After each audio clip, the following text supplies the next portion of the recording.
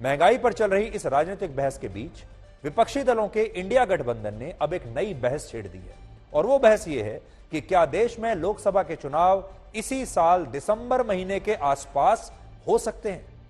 पश्चिम बंगाल की मुख्यमंत्री ममता बनर्जी और बिहार के मुख्यमंत्री नीतीश कुमार ने कहा है कि मोदी सरकार अब लोकसभा के चुनावों के लिए 2024 का इंतजार नहीं करेगी और हो सकता है कि ये चुनाव दिसंबर और जनवरी के महीने में ही हो जाए। इसलिए विपक्ष के नेताओं को अपनी तैयारी में तेजी लानी होगी, जल्दी जल्दी तैयारी करनी होगी। আমার তো এখন সন্দেহ হচ্ছে এরা ডিসেম্বরেই না পার্লামেন্ট ইলেকশন করে দেয়, জানুয়ারিতেও করে দিতে পারে, এদের কোনো বিশ্বাস নেই। चुनाव तो कभी भी हो सकता है, ये कोई जरूरी है कि समय पर करावे। ये तो केंद्र वाले पहले भी करा सकते हैं। कुछ संभावना है क्या सर? कुछ संभावना आपको लग रही है? हम तो शुरू से न बोल रहे हैं, आपको बोलिए। हम तो आपको 7-8 महीना पहले से न कह रहे हैं कि लोग पहले भी करा सकते हैं, इसलिए सबको एकजुट होना चाहिए, तो उसी में हम लगे हुए हैं। तो आज विपक्षी दलों के कम से कम 2 मुख्यमंत्रियों ने और 2 बड़े राज्यों के मुख्यमंत्रियों ने यह कहा है कि लोकसभा चुनाव जल्दी हो सकते हैं। अब बड़ा सवाल यह है कि अगर मोदी सरकार दिसंबर और जनवरी के महीने में ही लोकसभा के चुनाव कराना चाहती है तो इसकी बड़ी वजहें क्या हो सकती है, क्या बड़ी वजह होगी, अगर इसमें कोई सच्चाई है तो। हालांकि बीजेपी अभी इस बात को नहीं मान रही कि वो जल्दी चुनाव कराएगी, लेकिन विपक्षी दलों को यह आशंका है कि कहीं ऐसा ना हो कि बीजेपी अचानक से एक बहुत बड़ा सरप्राइज विपक्षी नेताओं को दे दे और इतनी जल्दी चुनाव करा दे कि विपक्षी नेता अपनी तैयारी ही ना कर पाए। क्योंकि बीजेपी तो चुनाव की एक बहुत बड़ी मशीन है, वो हमेशा तैयार रहती है चुनाव के लिए, लेकिन बाकी के जो विपक्षी दल हैं उन्हें तो समय चाहिए और यही समय बीजेपी उन्हें देना नहीं चाहेगी।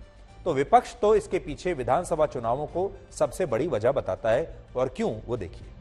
विपक्ष के नेताओं का कहना है कि इसी साल नवंबर और दिसंबर में मध्य प्रदेश, राजस्थान, छत्तीसगढ़, तेलंगाना और मिजोरम में विधानसभा के चुनाव होने हैं, और क्योंकि बीजेपी इन राज्यों में अच्छी स्थिति में नहीं है और वो चुनाव हार सकती है या बुरा प्रदर्शन कर सकती है, और ये हार उसे 2024 के लोकसभा चुनावों में बैकफुट पर ला सकती है। इसलिए बीजेपी लोकसभा चुनाव भी इन्हीं चुनावों के साथ दिसंबर में कराना चाहेगी, ताकि इन राज्यों की हार का असर 2024 के लोकसभा चुनाव पर ना पड़े। दूसरा, विपक्ष ने यह भी कहा है कि बीजेपी इसलिए दिसंबर के महीने में लोकसभा चुनाव करा सकती है क्योंकि वो विपक्ष के इंडिया गठबंधन को लोकसभा चुनाव की तैयारी करने का ना तो मौका देना चाहती है और ना ही समय देना चाहती है। तीसरा, जिस तरह से महंगाई बढ़ रही है उसे देखते हुए भी हो सकता है कि बीजेपी दिसंबर और जनवरी में ही लोकसभा के चुनाव कराना चाहे। चौथा पॉइंट, अभी देश में ब्रांड मोदी की चमक बरकरार है, चमक रही है। इसकी जो ब्रांड मोदी है वो चमक रही है। इस समय ब्रांड मोदी अपने पीक पर है, चरम पर है। इसलिए हो सकता है कि बीजेपी यह सोच रही हो कि उसे अभी ब्रांड मोदी की चमक का पूरा फायदा मिल सकता है और चुनावों में तब जाना चाहिए जब नरेंद्र मोदी की जो चमक है वो अपने चरम पर हो। और पांचवां कारण यह हो सकता है कि अभी देश में 2 चीजों से सरकार के पक्ष में माहौल बना हुआ है। पहला है चंद्रमा पर चंद्रयान 3 की सफलता, और दूसरा है सितंबर महीने में होने वाला G20 समिट। ये 2 ऐसी उपलब्धियां हैं जिन्होंने इस समय मोदी सरकार के पक्ष में माहौल बनाकर रखा हुआ है। और जब लोग G20 की भव्यता देखेंगे, जब लोग देखेंगे कि दुनिया भर के बड़े बड़े नेता यहां भारत में, दिल्ली में आ रहे हैं, तो उससे भी एक माहौल सकारात्मक बनेगा और वो मोदी सरकार के पक्ष में जाएगा।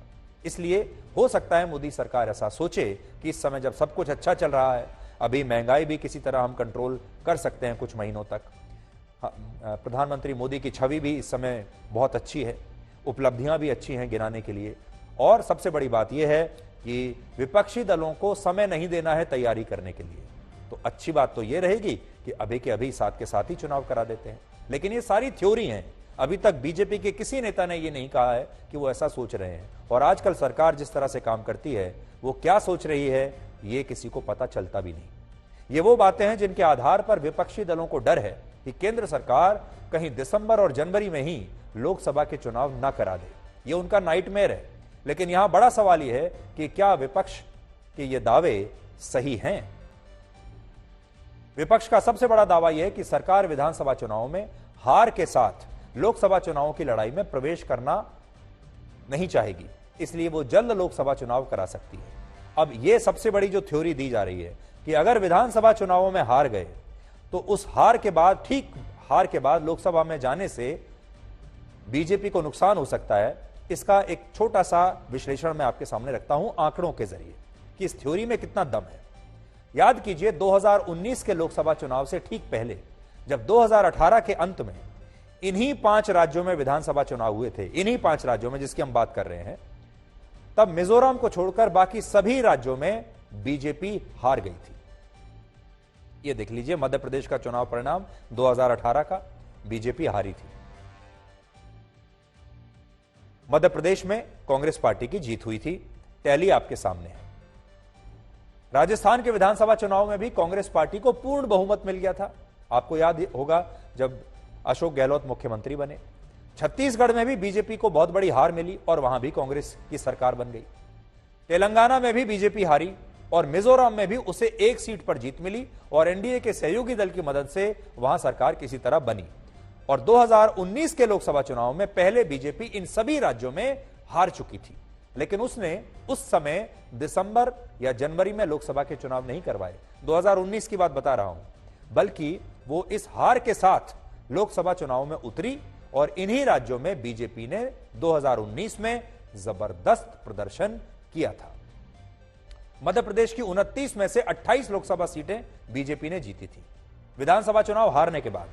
राजस्थान में कुछ महीने पहले विधानसभा चुनाव हारने के बाद बीजेपी ने लोकसभा चुनाव में सारी की सारी सीटें जीतकर क्लीन स्वीप कर दिया था। छत्तीसगढ़ में भी बीजेपी 11 में से 9 लोकसभा जीती। तेलंगाना में भी वो 17 में से 4 लोकसभा सीटें जीती, जबकि विधानसभा चुनाव में कुछ महीने पहले ही उसे जो है हार मिली थी।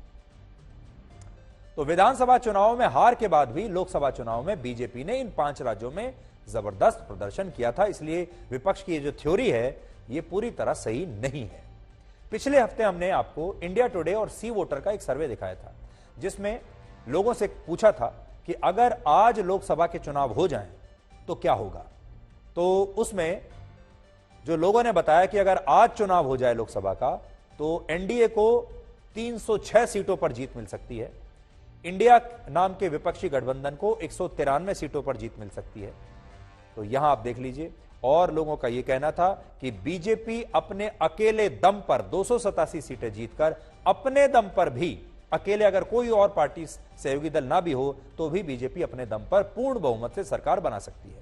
यानी हमारा सर्वे तो यही कह रहा है कि अगर आज लोकसभा के चुनाव हों तो एनडीए को और बीजेपी को बहुत आसानी से पूर्ण बहुमत मिल जाएगा और नरेंद्र मोदी तीसरी बार प्रधानमंत्री बन जाएंगे। इसी सर्वे में यह अनुमान भी आया कि अगर आज लोकसभा चुनाव हुए तो मध्य प्रदेश की 29 सीटों में से बीजेपी को 23 सीटें मिल सकती हैं। राजस्थान में एनडीए सभी 25 में से 25 लोकसभा सीटें फिर से जीत सकता है।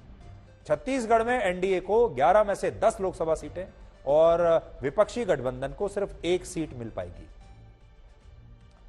तेलंगाना में एनडीए को 4 और इंडिया गठबंधन को 7 सीटों पर जीत मिल सकती है। देखिए ये तेलंगाना है, यानी इस सर्वे के मुताबिक अगर आज चुनाव हो तो इन राज्यों में एनडीए इंडिया गठबंधन से बहुत आगे है लोकसभा के मामले में।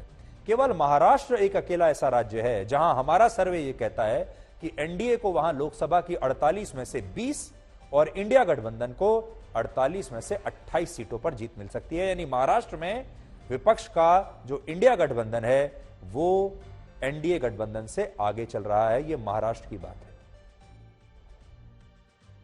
I don't know from where Mamata Banerjee gets all these kind of news. See, the date of election is confirmed by the Central Election Commission. And this is not State Election Commission, West Bengal State Election Commission, who acts on the instructions of Nobando. This is Central Election Commission. And what is the fear? Why is she getting so perturbed, Mamata Banerjee? Aren't you ready with your report card? पूरे देश में BJP के विरोध में माहौल जो बनते जा रहा है और ये माहौल और ज़्यादा खतरनाक न हो उसकी चिंता बीजेपी में लगी हुई है। तो लगता है कि बिफोर भी चुनाव हो सकते हैं। जरूर चंद्रयान 3 यहाँ लाइए और उसके ऊपर से प्रचार करिए, कोई फर्क नहीं पड़ता है। 2024 में हम जीतने जा रहे हैं और आप हार रहे हैं।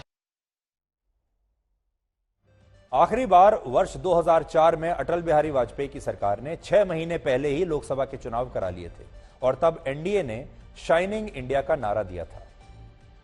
लेकिन उस समय बीजेपी इन चुनावों में हार गई थी। यानी जो पिछली बार जब आखिरी बार ऐसा हुआ था तो प्रधानमंत्री अटल बिहारी वाजपेयी ने यह फैसला लिया था कि समय से पहले ही चुनाव करा लिए जाएं, और तब यह फैसला गलत साबित हुआ था।